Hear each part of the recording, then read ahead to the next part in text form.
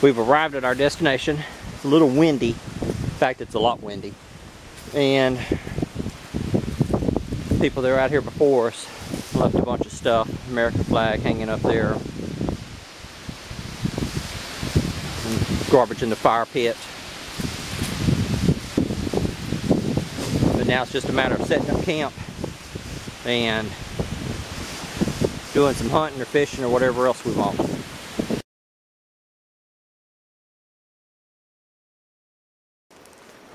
My buddy and I, we found a trail where some hunters have flagged an area on the public hunt land. They've got it going back to where they've got done some scouting and some really big deer sign around here. I found one rub back behind us where all the bark was tore off one of these little pin oaks. And here's another one. And all through here, there's acorns on the ground, pin oaks, just all kind of stuff, all kind of good habitat for deer. It's dense, thick underbrush. And big bucks, they like this kind of stuff. They get in here and hide.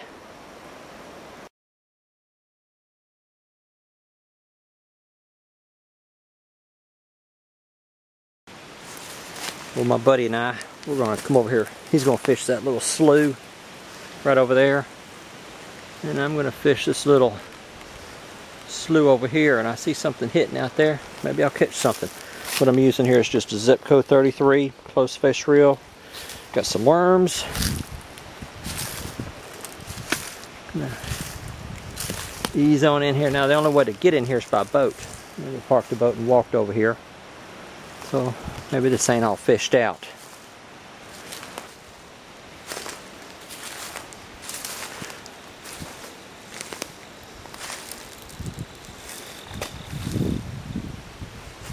That's a big cypress tree. Looks like it's 5 feet across at the base, 5 or 6 feet across at the base.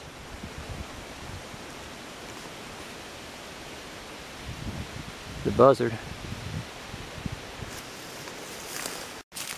Yeah, it's a good thing I'm wearing waterproof boots.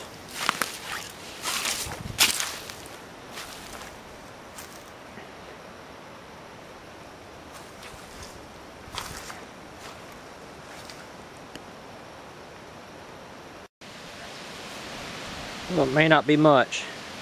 There we go. He's too small to keep. I'm going to take him off and throw him back.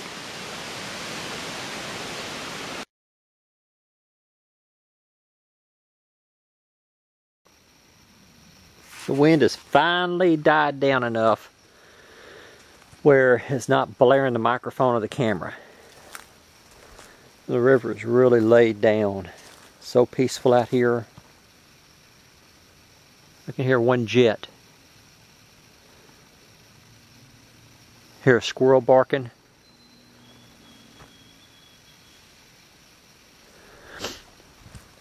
Anyway, we got our tent set up. Drug a bunch of dead firewood up in here for our campfire. This is my buddy's sunlight paint. No, it's not the sunlight. That's one that I used and the tent pole broke on the second time. Which one is this? Hang on.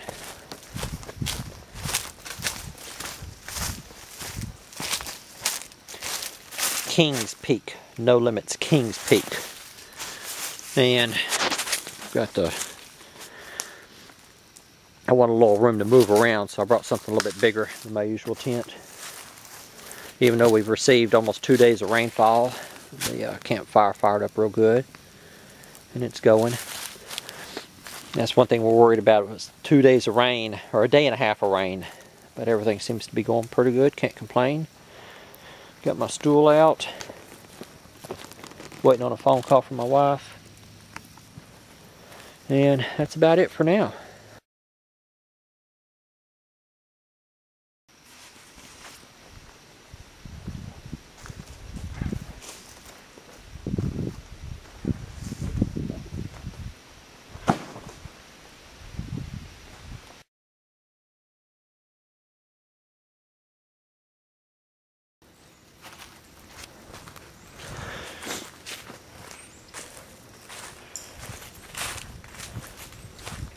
And here we are the next morning.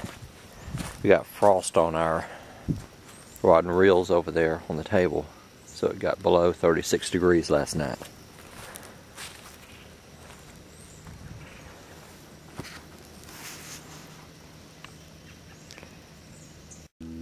One of the problems with staying in an area for a long amount of time is that you're going to start running out of firewood. That last night we had a big pile of wood set up that we pulled into camp. Well, I guess we stayed up till about 9 o'clock or so. Got dark around 5:30. Started our fire around 4:30. So after just a few hours of having a fire, we'd burned up everything, all the wood that we brought in except for just a couple of pieces. So one of the first problems that people are going to run into is availability of fuel. Even though there's a lot of tree limbs that are down, is that you're going to have to go further and further and further into the woods to get firewood. Did you say something? There's my buddy out there in the woods. I thought he said something. Anyway, let me go give him a hand. My buddy and I have decided to go do some fishing, so we're going to get some worms that were brought yesterday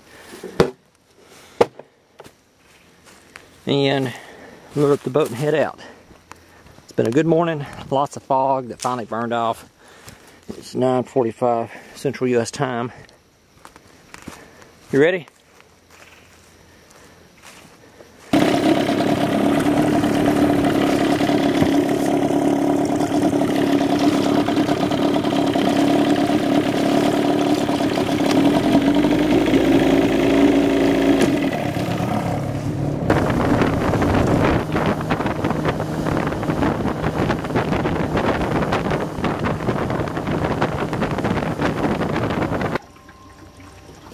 Somebody threw out a whole bunch of, I guess what you may consider float lines. That's what I call them. They're tied off to something usually. You know, like this tree or whatever. See that string at the bottom? Yep. Yeah, but this is a whole bunch of them just. Well, no telling how long he made his leader lines either. Yeah. I think that's. He's got his name on them. Yeah. Looks like he took, what do they call those things you get at Walmart? I don't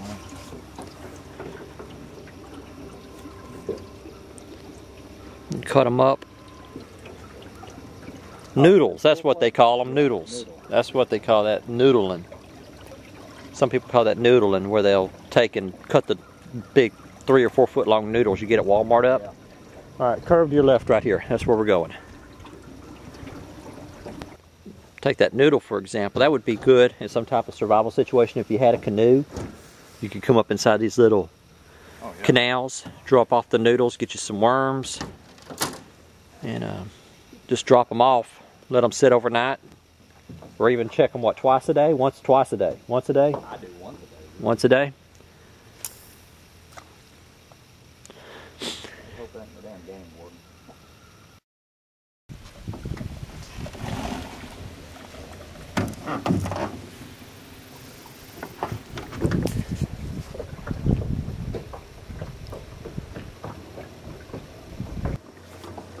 Even though this water's great for mosquito breeding, I still think that'd be a nice camping place.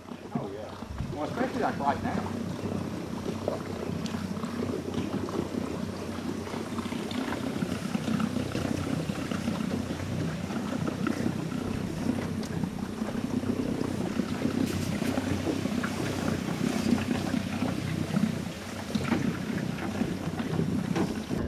How big is that? 6, 8 inches across?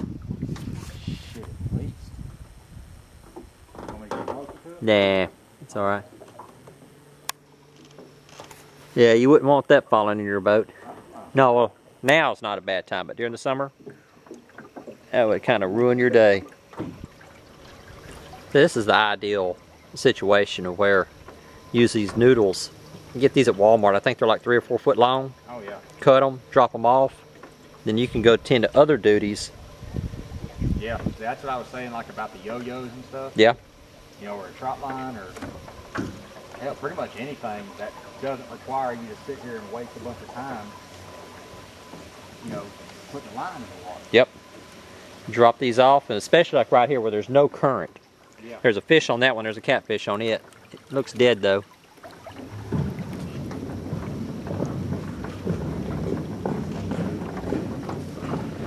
What? Where you going?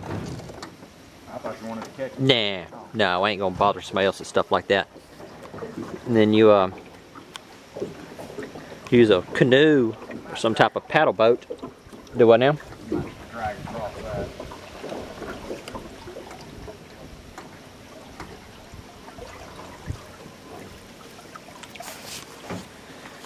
Yep, up in here where there's no current out on the main river, that's a different story. You'd have a little rough time paddling around in there whenever the current's running. Oh, yeah. Looks like that one's been hit a few times. Huh? That stump right over there looks like it's been hit a few times. Alright, ready for me to fire up the main motor? Yeah, if you want to. Yep, let's fire it up. From here on out, it's easy sailing. Alright. My buddy and I just got back off the river, and it's time for lunch. So what I'm getting ready to eat is this Mountain House Pro Pack chili mac with beef. And this came out of the just in case meal, just in case box. I don't know if that would be the right term. I think it's just a just in case case. That what it is from prepared.pro. It's enough food for one person for 7 days. Breakfast, lunch, and dinner. And this is one of the meals out of that just in case box.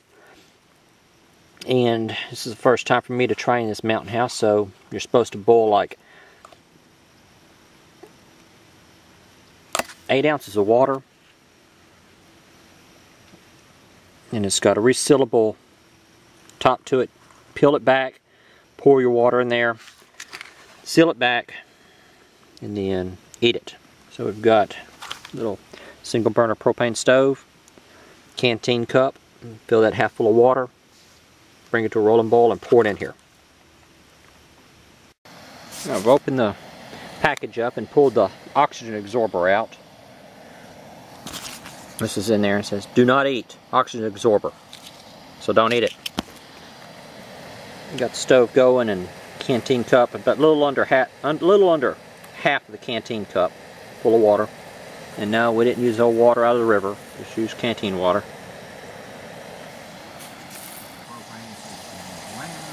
You can use all kind of stuff. The water's coming to a boil, getting ready to pour it in there. That's what it looks like on the inside.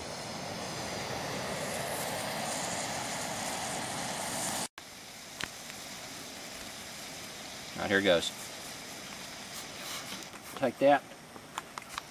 Be careful.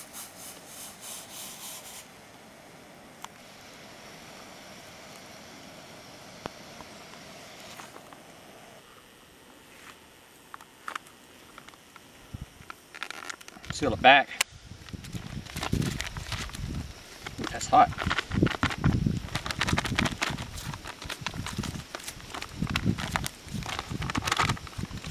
Alright, let it sit for a little while. Let's read the instructions one more time. Open package, tear notch, remove and discard oxygen absorber from pouch. That's what that is. Carefully add 1 3/4 cup, 14 ounces. Oh, 14 ounces. Boiling water to pouch. I only added like 8. Oh well. Oh. Stir thoroughly and close zipper. Let it stand 8 to 9 minutes. Stir and serve. For your convenience, eat right out of the pouch. That sounds good to me. Oxygen absorber contains iron oxide to ensure product freshness. Alright. So I'll only add like 8 ounces of water, so we're going to let it sit a little bit longer. Read the directions. Yeah, read the directions next time. While we're waiting on this thing to cook, let's talk about some of the benefits of this type of meal. It's got an expiration date of 2017. This is 2010. So you could store this at a remote cabin, bug out location, your bug out bag, backpack, hiking, camping trip. And this thing should be good for at least 7 years. I wouldn't store it out in the shed where it gets 100 degrees. Keep it inside. I personally would keep it inside some type of climate controlled or somewhere where it doesn't get too hot. But I don't know if heat affects it or not, but that's just my personal preference. That's what I would do. Yeah, it is relaxing out here. This is my little accessory pack that I keep in my food bag. It's one of my wife's makeup kits. Keep spoons, spices, Kool-Aid powder, stuff like that. My canteens, the 1 quart had a Kool-Aid packet added to it. And then the 2 quart I'm using for cooking. This is what it looks like on the inside. Let's get my spoon, stir it up a little bit. Still got some steam. It's been like 10 minutes or so. Still got steam coming out of it.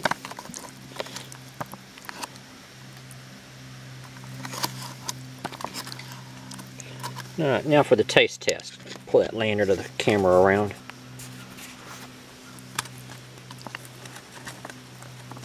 Just going to get a little piece of it. Alright, let's see how. Man, that's good. I'm not kidding. That is good. That's just like mac and cheese you cook at home. Mac and chili. Yeah, some good stuff. I just want to give a shout out to Safe Castle at Prepare.pro for supplying the meals here. Some good stuff, guys. Alright, let me eat. I'll get back with you in a little bit.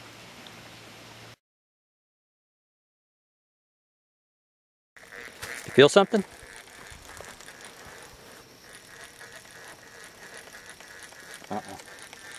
Whatever it is gone.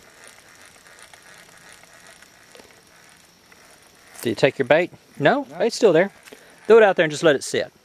He nibbled on it though. Alright, what you got there? Little cat. Alright. Yeah, that's a good one.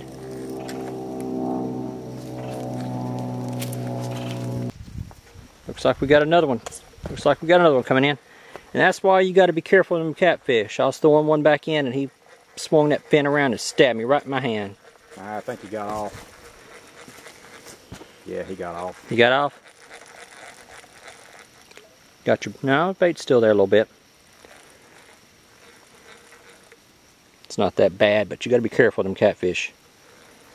That's the second time I wanted to try. Whenever I threw one back like that, he reached up and snapped. Yeah, he tried. First one didn't make it. The second one did, though.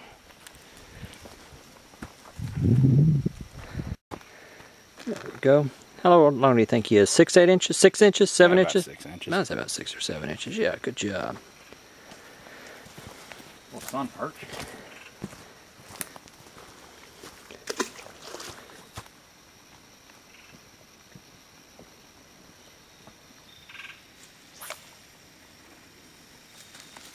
What we're doing is we're leaving this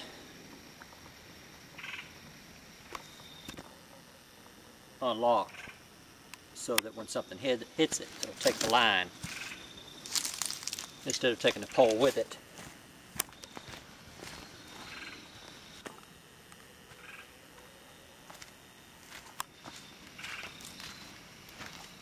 Whoops. Now all it is a loop right here with about, say, 1/3 to half the distance to the bait, and just a weight with a swivel on it, and then it's just looped around the end of that loop, so you can change the weight out without having to cut the line. There. Just prop them up against the sign. Now we've got 3 lines in the water trying to catch us some food.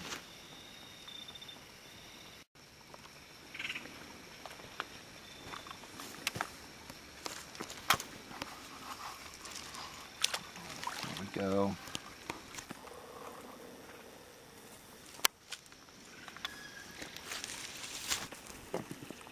Yeah, that's more like it.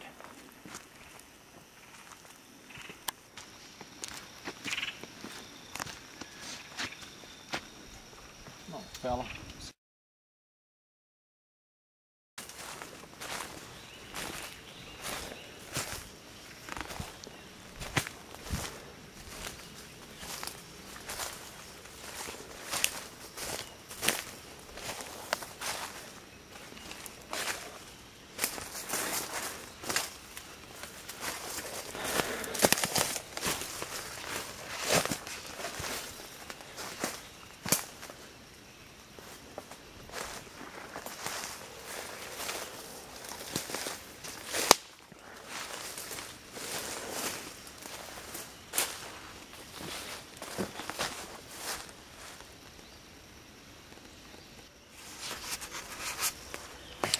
sorry if my hair seems out of whack or I seem kind of scroungy. I just got out of bed, crawled out of my sleeping bag, and came down here to this low area. There's a bunch of oak trees, I guess about 100 feet from me, and there's a whole slew of acorns in there. Last night I heard some deer in there snorting and stomping. I guess they got downwind from our camp and smelled my buddy and I. But anyway, this is, well, let me back up. A lot of people have this perception that it's some type of long-term disaster, like some type of new disease breaks out or nuclear war, that they're just going to grab their family and bug out to the wilderness. They'll be able to hunt and fish and do all this other stuff to be able to survive. Well, fishing maybe so, depending on where you're at. It's like my buddy and I were pulling catfish out of the river yesterday at a pretty good rate. But hunting, for example, I thoroughly expected to come out here this morning and see squirrels running around this low area. There's like a little hill that rises up, and on that hill there's just a whole line of oak trees. And I did not see a single squirrel, did not see a single deer, did not see a single hog. But I'm only like 300 or 400 feet from our camp. So those people that think, oh man, I'm just going to bug out to the wilderness, I'm going to go out there and I'm just going to kill me a hog or get me a deer and smoke the meat. It's not that easy. Okay, it's not that easy.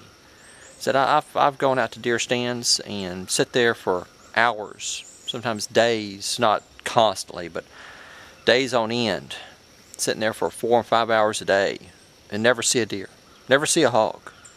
So don't think that you're going to just bug out to the wilderness and shoot blindly into the woods and go out there and find you a hog. It's not going to be that easy. All right, it's not going to be that easy. The reality of the situation is your family's probably going to starve. So, something to think about.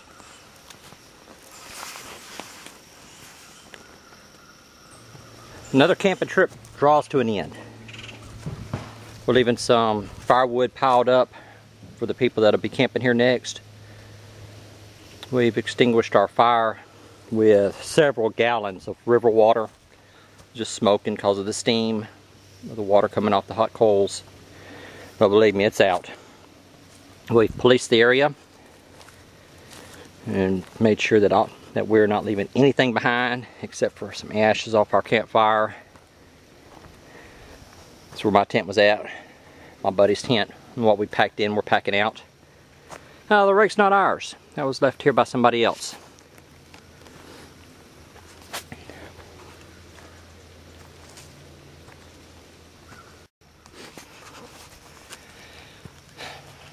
What did we learn on this trip? Well, that even though a lot of acorns over there, deer were coming in at night and feeding. I heard them snorting early in the morning, like 3:30, 3 o'clock in the morning, like 11 o'clock at night. Caught mostly catfish. We caught a few perch, but mostly caught catfish. That means that in some type of survival situation that catfish, in rivers like this, catfish may be one of your primary food sources.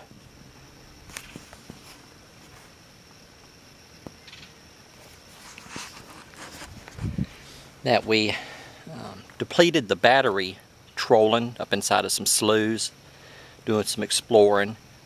We just had enough charge to get the motor cranked to get back to camp, so hopefully we'll have enough to get the motor cranked again and get us back to the boat launch. That's about it. You ready? Mm-hmm. Alright, let's get out of here. Let's go home.